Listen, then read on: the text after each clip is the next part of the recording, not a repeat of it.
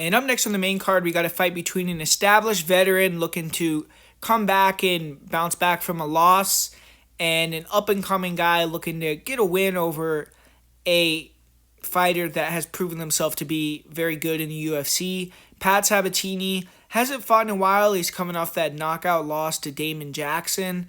Got caught early with a knee, couldn't recover, ended up getting finished really quick, like within a minute and 30 seconds of the first round.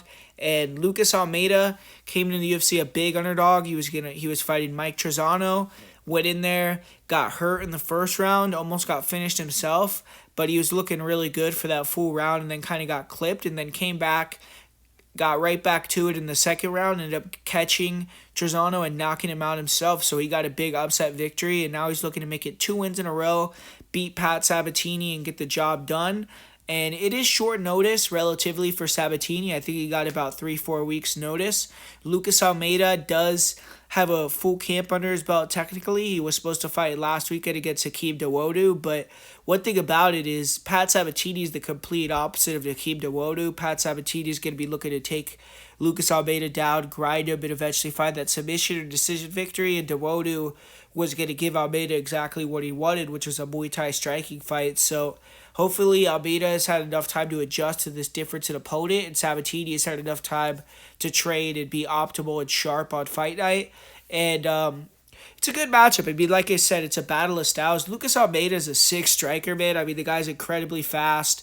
He comes forward. He has that slip and rip style, and he'll try to slip your shot and then come forward with a 1-2 or 3-2 and land clean. He's super good hand speed. He hits heavy. His left hook is vicious. He likes to mix kicks in at the end of his combinations. He's high volume, and he brings it. He's really a fun fighter to watch, but he does open himself up for counters. He's hittable. He sometimes, like in the Contender Series fight, he kept a pace in the first round that was not sustainable for him. In the second and third, got a little tired and ended up getting beat up in the second or third round.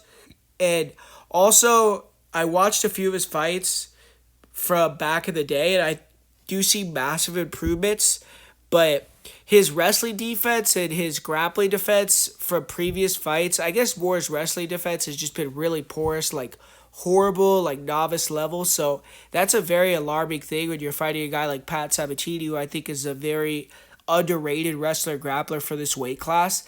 So Almeida's going to have that defensive wrestling on point to be able to be competitive here. He is a black belt, and he showed really good get-ups. He's gotten up really fast when I've seen him get taken down for the most part, but he's never fought someone like Sabatini that's a grinder, that sticks to you like glue, that can hit multiple takedowns, and it's definitely a different stylistic matchup and a step up from who he's fought previous. Pat Sabatini, it's just another day in the office. He's fighting another tough guy with a dangerous skill set, which he's done many times before.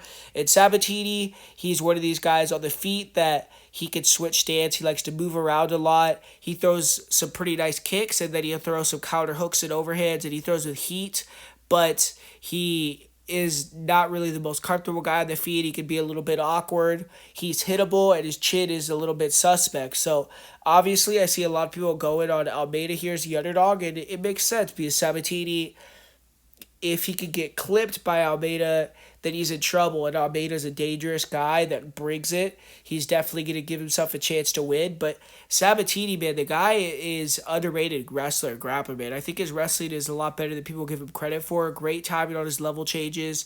He has really, really good ability to hit trips in the clinch against the cage. His control on top is phenomenal, good back takes. If he gets taken down, or he's even willing to pull guard, and his ability off his back to sweep or submit is also high level. And I think he's going to have a massive advantage on the ground in comparison to Almeida.